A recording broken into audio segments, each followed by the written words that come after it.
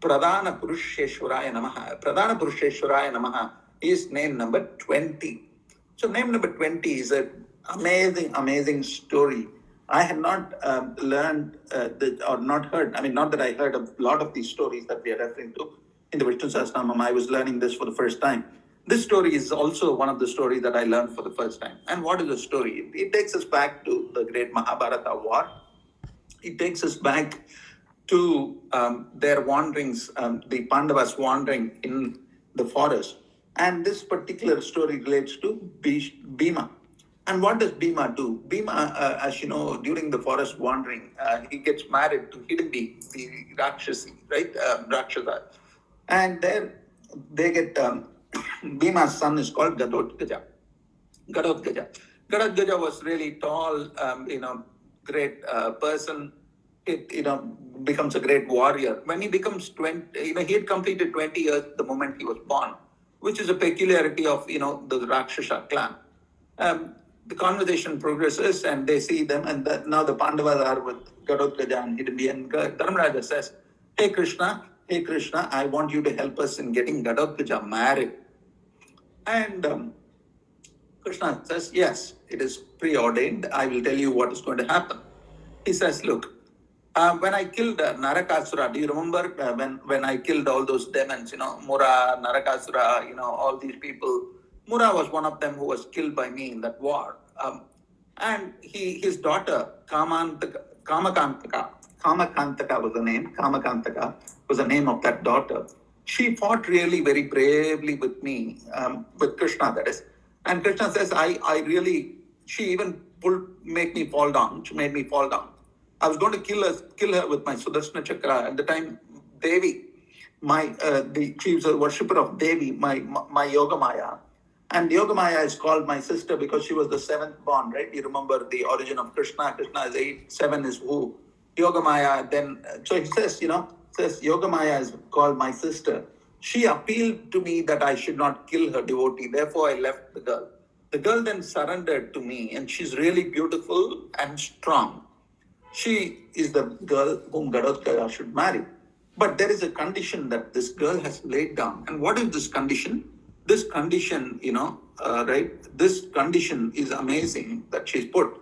She says that the person should win a war with her, not a war, just a duel, fight with her, but also to win a debate with her. So that's a condition of that. Gadotkaja is now getting ready and wants to marry this Kamakantaka. And Gadotkaja is sent to her place of residence. So when Gadotkaja as soon as she sees Gadotkaja, she falls in love with him and she says, want to marry you. However, I've set these conditions out, so you have to win the debate with me. Gadotkaja asks her some questions, very difficult questions, and slightly irrelevant for this conversation, this satsang this morning.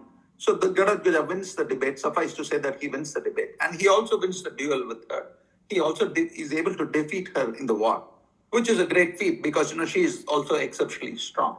Now, mother and father, which is Gadotkaja and Kamakantaka, are exceptionally strong. And they have a child. And Krishna now tells Gadotkaja that you please go and live in Sri Lanka with our friend Vibhishana. You go and live with Vibhishana. He's ruling Lanka for a long time. You go and live there. So Gadotkaja and Kamakantaka go to Vibhishana and they are taken the best care. Born to this very strong couple is our friend called Barbarika. I've never heard, before I started Vishnu Sahasranama and these sessions, never heard of this name, never knew about, this part of the story. Okay, so Upakatha. There are many, many unknown Upakathas in the Mahabharata. This is one of them. So this story of Barbarik, they call him in some parts, Barbarika, as this author says. And Barbarika is born. He, again, he says upon male child was born to them. He obviously, like Gadotkaja, grew to be very instantaneously 20 years. Barbarika is looking very handsome and looks very strong.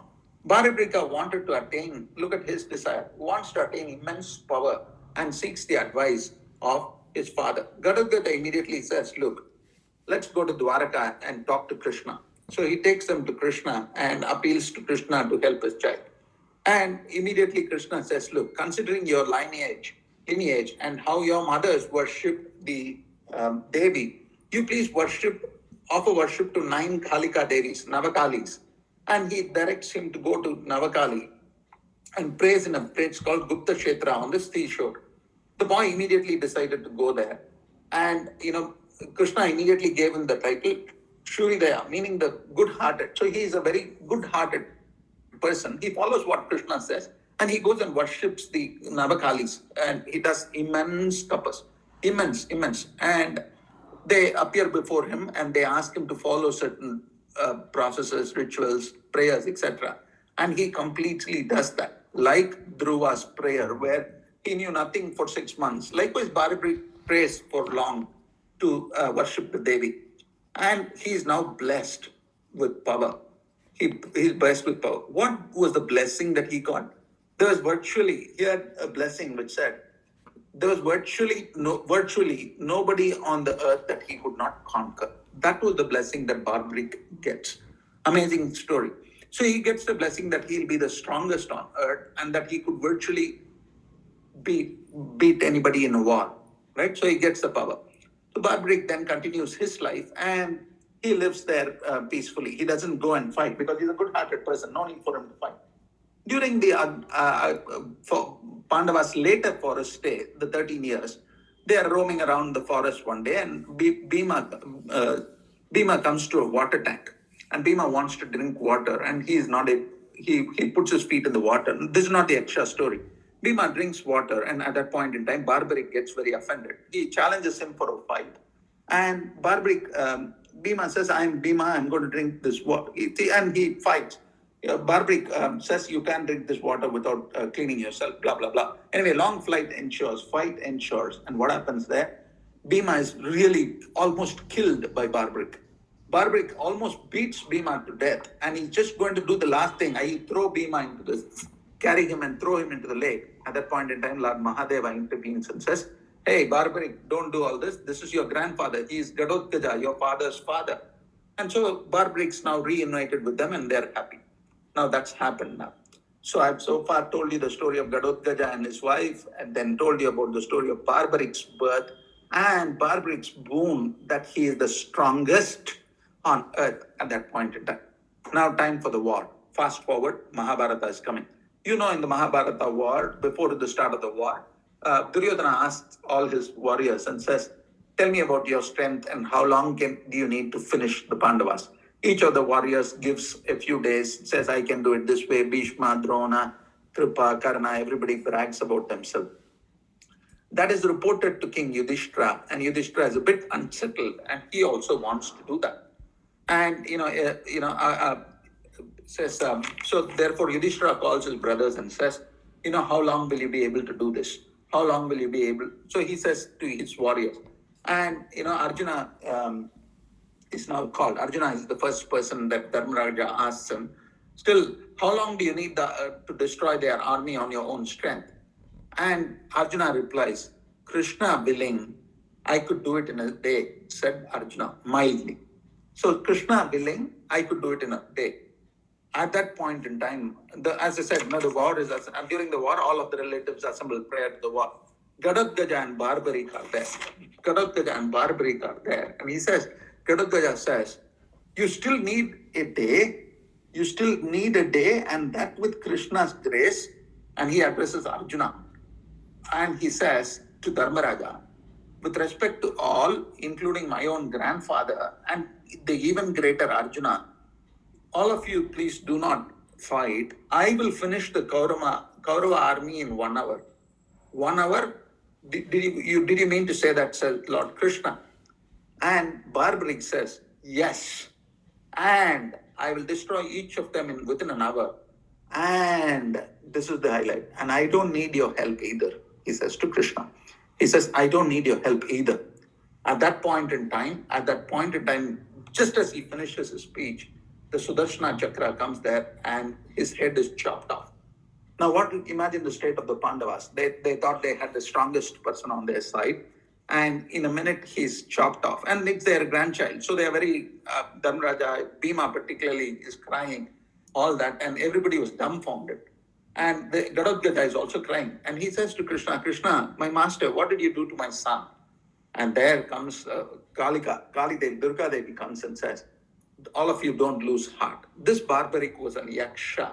Yeah, he was an yaksha called Suryavacha. He had immense power. They had 840 million yakshas as his followers. 840 people were their followers. And they were all on top of Mother Earth, on top of Mount Meru. Mother Earth cried to the Devas saying, they are very heavy and it's overpopulation in the form of yakshas. All the Devas prayed to Narayana to relieve her. And Suryavacha, who was there, says, why pray to Narayana? He would save Mother Earth by himself. Brahma at that point in time curses Suryavacha and says, don't be overzealous, don't be overproud. All souls are only servants of the Lord. He keeps them like prisoners who are shackled in samsara according to their punya and papa. These shackles are in the form of different bodies the souls take and their association with primordial matter.